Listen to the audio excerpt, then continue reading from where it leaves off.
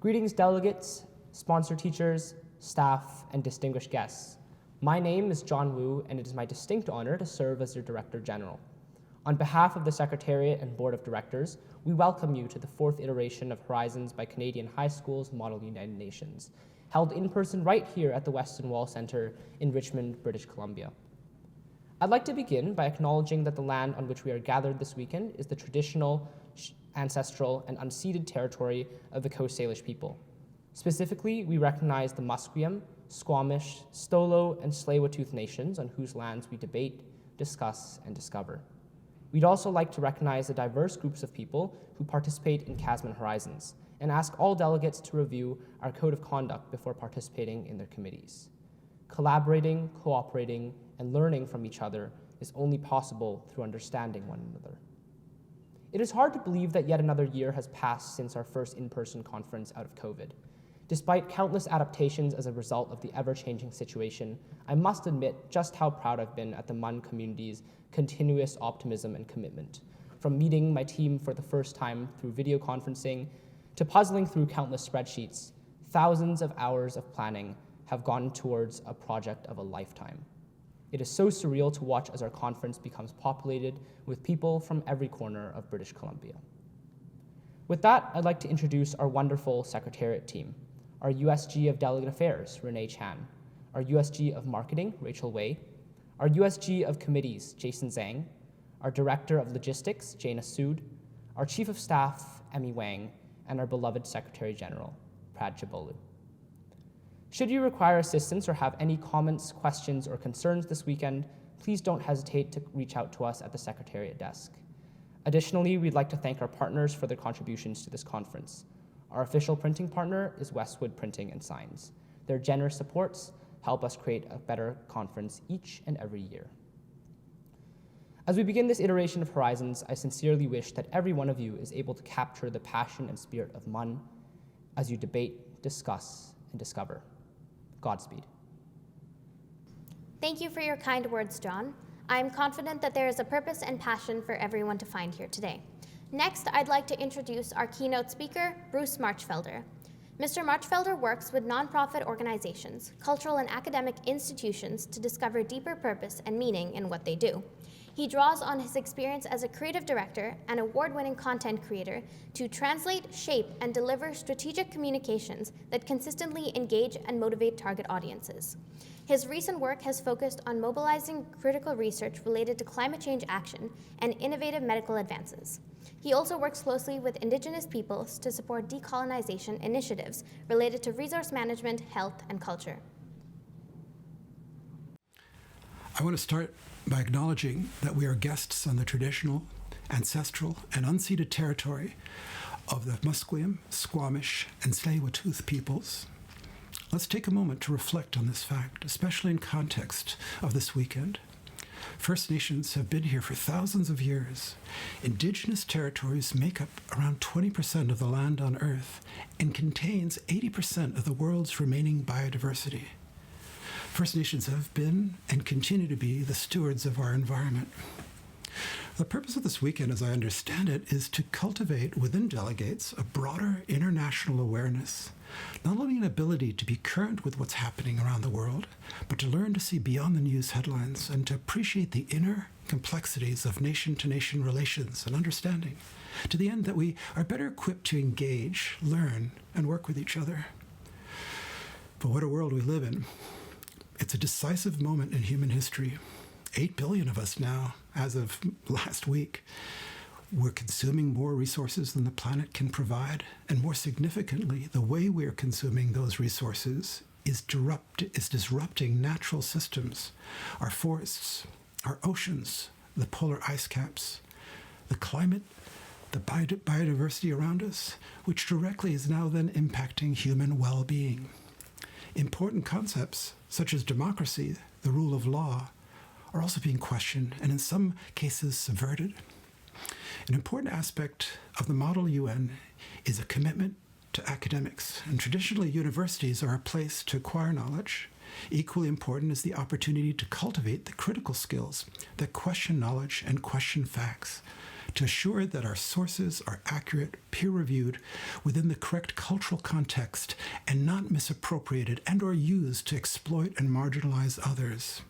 It's important to point out that universities are currently under review, and like many other institutions founded over the last few centuries, there's an urgent need to decolonize our curricula. And thankfully, there's exciting progress in this area. Increasingly, we are learning, thanks to vibrant indigenous communities, that there are different ways of knowing, different ways of governing that can directly improve our lives collectively and improve the health of the planet. So in the midst of our academic pursuits, we must take care not to privilege Western knowledge systems over traditional knowledge. In fact, where science and traditional knowledge work together, there's incredible opportunity and hope. One example on this idea of weaving together two ways of knowing took place about 5 years ago. The Celtic Nation, whose territory is just up the coast from here, working with archaeologists, excavated a settlement that dated back 14,000 years, a period in time when glaciers covered much of North America. But Celtic oral history spoke of a strip of land called Huvyat that did not freeze during the Ice Age, a region that allowed the community to take refuge and survive. A complete scientific anomaly, for all intents and purposes, but traditional knowledge handed down over all these generations prevail. And the Celtic located Huvyat. Imagine that. That knowledge provided insight that science couldn't accomplish on its own. Let me put a finer point on this before I conclude my introduction, a context. Think of, the pyramids of Giza, wonders of the ancient world, built around 2500, 2400 BCE. So around 4,500 years ago, right? And here we find evidence on the coast of BC of a thriving culture, right here. That is tens of thousands of years older than the pyramids. And the people are still here. In fact, last Tuesday I had coffee with one of the elected chiefs from the nation. We're talking about a VR project, and he's showing me he has a new Oculus, the Oculus Quest Pro. What can we learn from this? Well, first of all, true knowledge causes us to be humble. There's so much we don't know. Sometimes it can be right in front of us, and we can't see it. So I've used the word insight already, and I believe that insight is an extremely important quality and relevant to what we are doing here this weekend. As defined in dictionaries, insight is a capacity to gain an accurate and deep intuitive understanding of a person or persons. The ability to see and comprehend the truth about people or situations. Also implied here is the opposite. Apparently, it's possible for us to see without understanding. Complicating matters, it doesn't come naturally to us. It can't really be taught in school. However, something like the Model UN is a valuable occasion for cultivating insight. So how do we do that? In our very short time together, I'd like to give you insight on how to gain insight. So let's start here. So for the last 10 years, I've worked with leading university researchers to help mobilize their research. I work with them to translate and recast critical life-saving, planet-saving research in a way that can be seen and understood by the intended audience. Not surprisingly, I've also learned to teach professors how to do it for themselves. You see, you can be the most intelligent person in the world, Order of Canada, a Nobel Prize, but you can have trouble explaining what it is you do. Einstein once said, if you can't explain it simply, you don't understand what it is that you're actually doing. He knew the importance of knowing one's audience and being intelligible. Let's begin with a photograph. It's almost 100 years old. It was taken in Los Angeles in 1931 at a film premiere. Arguably, these two individuals were the most famous individuals of their time. One of them was significantly more recognizable than the other. Now, I'm hoping many of you recognize Albert Einstein. Revolutionized our understanding of space-time, gravity, and the universe. Einstein had insisted on making the acquaintance of the man pictured next to him, calling him a genius surpassed by no one. Who is he? It's Charles Chaplin, born in London, 1898. He grew up in poverty. His father died of alcoholism. His mother was committed to a mental institution. Destitute, he spent time in a workhouse. Luckily, as a teenager, he was signed to the Fred Cardo Company, a traveling vaudeville act which took him to Canada and the US, where he was discovered by the Canadian film producer Max Sennett. 4 years later, Chaplin was known around the world. Remote parts of Africa, India, Asia, in fact, a greater percentage of the world population in 1915 knew of him versus, I don't know, let's say Messi, the Kardashians, or Mr. Beast is known today. I mean, put together, it is known today. And this was all before social media, the internet, television, the telephone. And why is that? That's the question. That's the insight we need. So let's begin with a short introduction to Chaplin from his feature film, The Gold Rush. It was released almost 100 years ago. The scene we're going to look at is an excellent introduction to the tramp, a character he created for the screen. Now, the version we're going to look at is a re-release of the film from the 1940s, where Chaplin adds his own voiceover, which I thought would be cool, and composes a new score. Let's see what a 100-year-old movie can teach us. Now to the night came the little fellow towards the dance hall, that beacon light of pleasure, that retreat of lost dreams.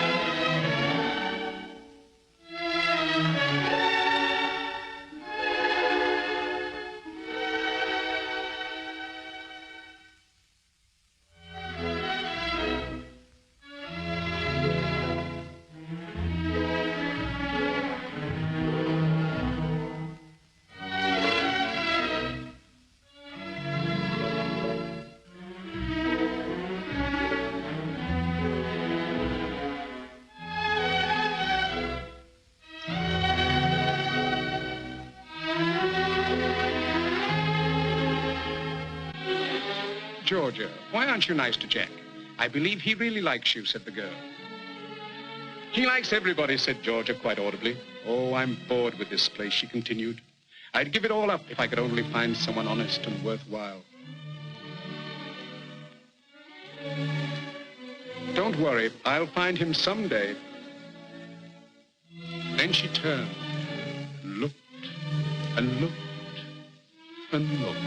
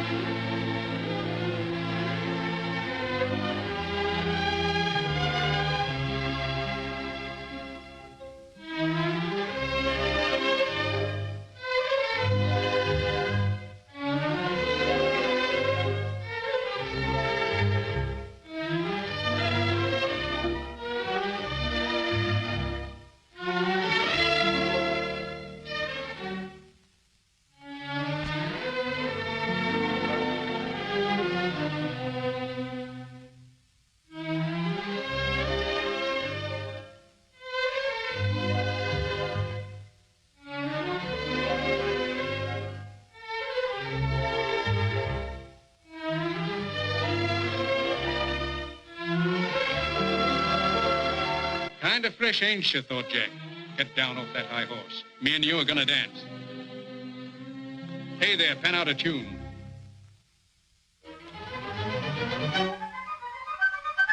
Just a moment. I said we're gonna dance. I beg your pardon, said Georgia. Then to show her utter contempt for Jack, she picked out the most deplorable-looking tramp in the dance hall. Hey, you, come here.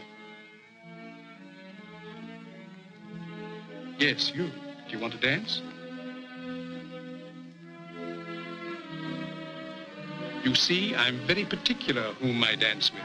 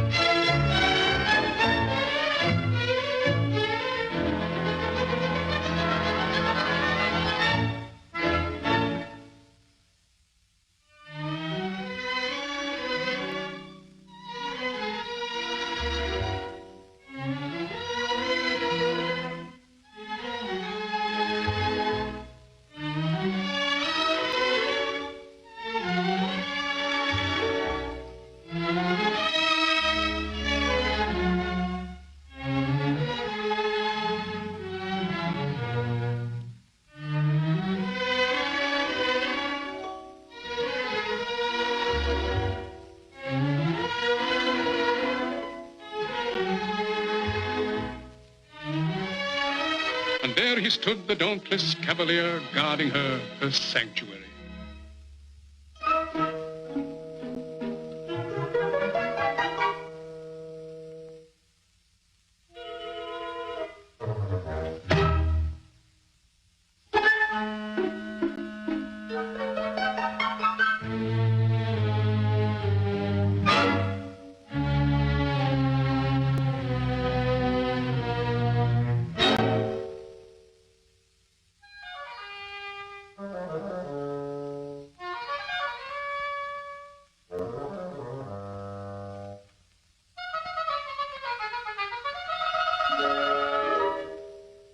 If you want to make a hit with your lady friend, said Jack, you should tidy up and put your head on straight like this.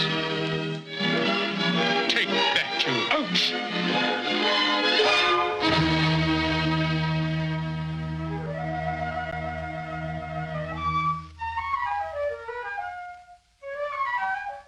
Ah, very good. Didn't know my own strength, said the little fellow.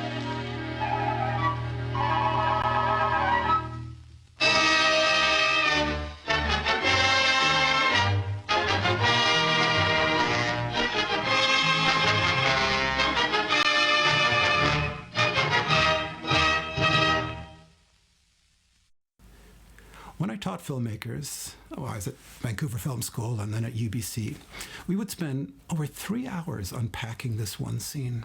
It would take a week to go through the entirety of the Gold Rush. which was just a warm-up for his film, City Lights, released 6 years later, where Einstein was his guest at the premiere. There's so much to look at. The incredible depth within the frame, its staging, the continuity of space, the reverse angles. We can notice the architectural elements in the frame. He constructs a proscenium arch, which suggests a theater stage, a familiar touch point at a time when much of his audience was still going to vaudeville shows. He was a master of space, and filmmakers today study his technique, the beautiful compositional elements in the frame, and notice how our eye is naturally drawn always to him, to our hero. Let's remember that film was a brand new technology, flickering images projected on a screen. It was the birth of a dream world. Most of us are not versed in media literacy. It has its own grammar and syntax. Great filmmakers use the grammar of film to speak to subtext, to the underlying meaning of their films and their stories. And just like great art, it does not draw attention to itself, which is a problem with today's filmmaking. All of art and the craft is in service to the bigger idea. This scene provides an insight to Chaplin's thematic concern that pervades all his work. An insight so insightful that it was the key that unlocked the hearts of audiences worldwide. Can you see it? Well, let's see if we can move from simply watching to gaining insight. How does he enter the saloon? Well, he's lost his shoe. He doesn't have any money. He doesn't have any friends. And what happens when Georgia, herself poor, forced to be a saloon girl, looks around ready to give it all up if she could only find someone honest and worthwhile? And she looked and looked and looked. The little fellow is invisible. He was an immigrant, as was the majority of the audiences who saw his films. He knew what they were feeling. But interesting, he did not wallow in a shared self-pity with his audience. He never saw his character or his audience as victims. In fact, his character always attempts to retain his dignity, the bowler hat, that tight vest, the cane, the little pert mustache. And then there's a turn of fate. To stop Jack's advances, Georgia looked for a dance partner, and she saw him. Picked out the most deplorable tramp in the dance hall. And the drama unfurls. A beautiful constructed scene with rising action. He loses his belt. He finds a rope. He deals with the dog, the cat, and he stands up to Jack, chivalrous, protecting Georgia's honor, at least in his own mind. And as he leaves, all eyes are on him. Whereas before, no one saw him. By the end, he was seen by everyone. What is the insight? What is the one thing that every one of us needs? We need to be seen.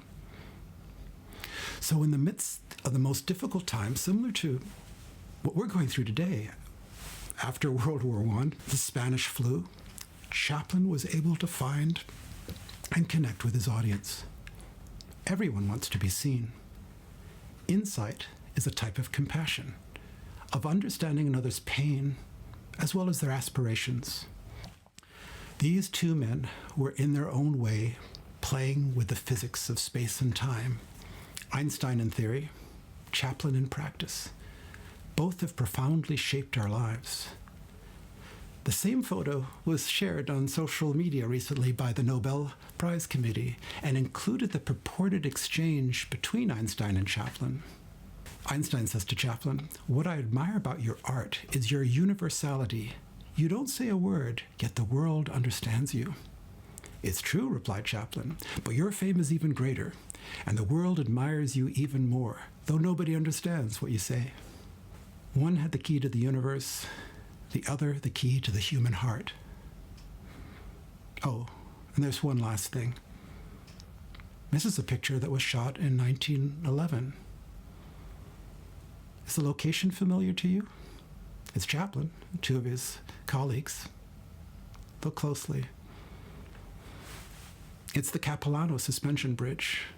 The Fred Carnot Company toured Canada, ending in Vancouver, They played at the old Orpheum Theatre on the corner of Pender and Howe. Look at his face. He's about your age.